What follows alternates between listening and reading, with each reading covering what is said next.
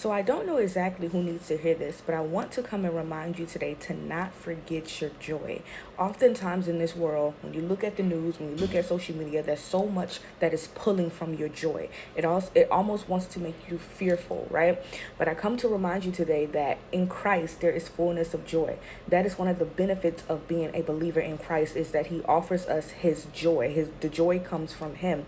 So oftentimes when we live in the world, or when we're so used to being in sin, we know how to have fun in the world. We know how to have fun when we're sleeping around, when we're drinking, when we're smoking, when we're cussing, when we're fighting, when we're doing all these worldly things. And it seems like when we come to Christ, it's almost like we forget to have joy. But God says that in God there is the fullness of joy, which means that you should not be having more fun in the world than you are with Christ, because he gives you real joy. He gives you lasting joy. He gives you true joy.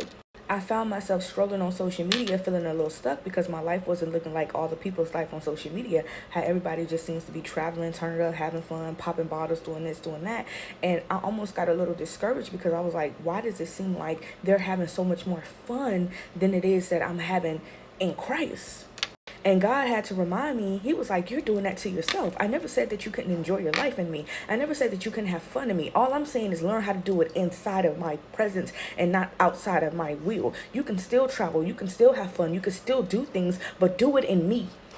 So some of us don't know how to live life in Christ. Some of us don't know how to have joy in Christ. So my prayer for you today is that you would ask God to teach you how to have joy inside of him, to teach you how to have joy for the little things in life, to teach you how to have joy right where you're at.